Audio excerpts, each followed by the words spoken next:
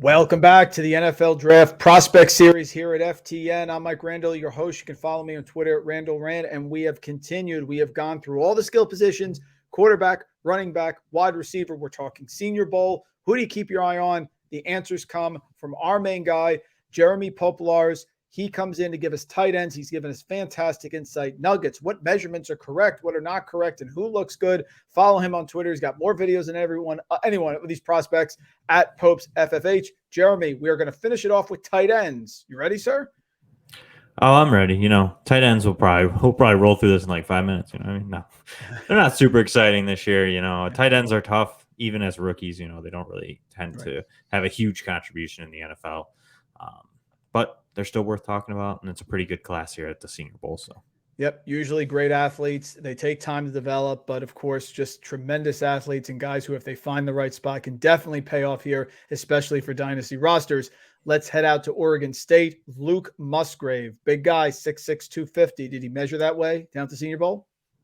Yeah, he was pretty close. 6'5", 255, so a little bit heavier, 1 inch shorter, nothing crazy. And it was 6'5" and change, so the 6'6" was pretty close.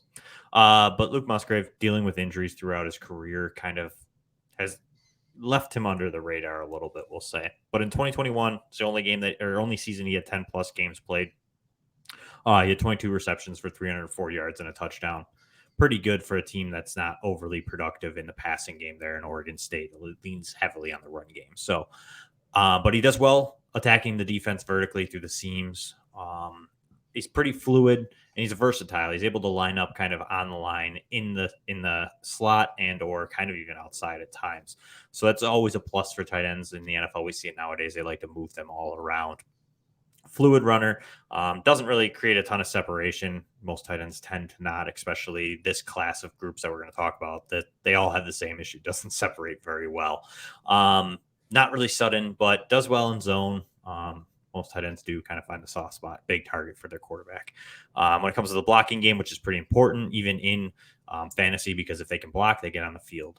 He's not really a bully blocker, but he's kind of a sealer.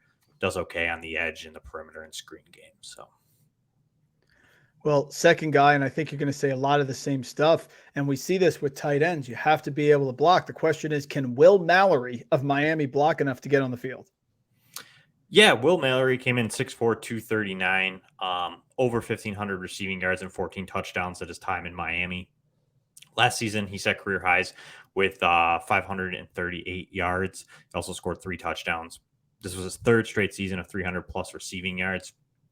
However, Mallory's a little limited. His body size and makeup necessarily doesn't allow him probably to put on a ton of weight. So he's kind of where he is. He's kind of set. You might be able to get a little bit heavier, but you worry if he gets a little heavier, he might struggle to really move. But again, he's another one that's not very like bullyish or kind of demanding in the blocking game, more of a sealer, kind of gets in the way more of that way. But he also, what he does really well with this is that he's pretty good at releasing and sneaking off of these and getting downfield. So that's kind of where we saw Mallory, because he is limited athletically as an athlete a little bit. So, but he does scheme open really well. He does well at finding soft spots in the zone and kind of running what he's supposed to. And we saw it in Miami. He gets open just basically based on that. Or if he gets a good matchup on a linebacker, he has enough speed to kind of separate from them a little bit downfield. But he has reliable hands. But again, he's not out there running a crazy route tree. Simple stuff for him so far in his career. Normally, Jeremy, athleticism should translate to being a good blocker. This next player, it's sort of the opposite. Excellent blocker, even though he may not be the greatest athlete. Talk to me about Payne Durham of Purdue. Yeah, Durham. I think he's the heaviest one. And heavy means by muscular strength, not as in overweight. But Payne Durham, 6'5", 253. He brings all of what his given name is. He's a very good blocker. He kind of dictates where the player's going, and he's more of that bully type blocker in the run game. He's also a versatile blocker. He's willing to be used different routes, different ways. Think of like that George Kittle or something similar to that style of a blocking style tight end, where they kind of run a lot of wham routes or something like that, or they're asked to climb levels, something he can kind of do in all aspects of the game, in the blocking game, which is really good. But he also brings a decent receiving upside, 560 yards receiving this year and 8 touchdowns, which was second on the Boilermakers this season. But again, another guy that doesn't really separate. He does really well in the red zone. He's a big target, strong, reliable hands, and again, eats up the zone defenses. He does well at finding soft spots, settling in, and giving who was Aiden O'Connell at the time a very big target and pretty easy receptions underneath. You know, there's been a reliable target out in Alabama, and Alabama has produced players at skill positions all the time. How about Cameron Latu out at Alabama there? What do you think about him going to the NFL, and how's he going to do this week? Yeah, Latu is 6'5", 244, converted linebacker that plays tight end. Produced over 700 yards in Alabama. I believe it was basically in over 2 seasons. There was a couple guys ahead of him in the past, but last season he went for 30 receptions, 377 yards, and 4 touchdowns. But again, this guy's more of a high IQ type player. Obviously being a converted linebacker, he made that transition to playing tight end. He's really smart. He does well. He gets into soft spots. He knows how to settle down well. And surprisingly, even though he doesn't separate well, he does make some pretty outstanding catches. He has a couple pretty good high pointing type catches over linebackers that he doesn't have a ton of separation on, but Bryce Young kind of gave him a shot and he made the play. So I really like him because he is a decent blocker. I wouldn't say he's the best blocker in the class, but he is a decent blocker. He does what he has to. He can get by, but he's a really good safety valve type tight end. He's going to be a good late round target. I don't think he's going to be exceptional at the next level as far as receiving tight end goes, but he could be a reliable guy, similar to like we saw like a Jake Ferguson, someone like that kind of came out last year. That's a little bit more well-rounded, but it's not going to blow your mind as a receiver. And the last player here, again, tight end, not as deep as some of our other positions. Davis Allen down at Clemson, sort of a staple of the Clemson offense. Talk about him and his contributions that you think could happen. Where can he go in the draft?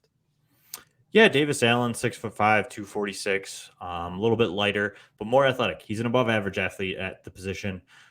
He's versatile. He can line up pretty much anywhere. He's lined up as, I believe, the H-back a couple times there. He's lined up out wide in line with Clemson. So there's a lot of lineup versatility there with him. He's a very fluid mover. He's kind of lengthy as well. So he kind of takes up a lot of space and kind of chunks up some yardage in the after the catch and in routes. He can kind of eat up yards fast. But he's a red zone monster as well because of this length. He has a pretty good catch radius, so he does well in zones and kind of settling down. Something I have seen so far in the Senior Bowl, again, he kind of hits the seam pretty well if he gets that inside area. Seen a couple good passes from Cunningham to him.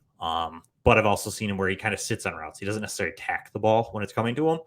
There's a clip, I think there was a pass for him in one of the 7-on-7 drills that the corner undershot him and got the interception. So again, he's not really attacking the ball like you would kind of hope, especially in the middle parts of the field. So some room and some improvement needed. But he's a pretty adequate blocker. So he's a good dual threat type of guy. He's probably going to be like a 5 or 6 round tight end, kind of late. Someone's going to take him. He's a little bit of a project like most of these guys are. Might have something at some point. He could turn into, have like a late blooming type of like career where you see him in a couple of years kind of come out of nowhere. But again, he could end up buried where he doesn't really see much. Folks, 5 tight ends. We've completed our series, and we are just getting warmed up with NFL content here with Jeremy. We will continue to talk with you and bring you information as we get close to the NFL draft. So make sure to like, subscribe to the channel here, follow Jeremy at Popes FFH, myself at Randle Rand, and all the FTN accounts as we get you ready for the NFL draft. Going to be absolutely fantastic. Jeremy, it may be a little bit of Super Bowl before then, a little game going on between the Eagles and the Chiefs, but we will come back at the end. Thank you so much for joining us, Jeremy. We appreciate it. Our NFL Draft Prospect Series is just getting started.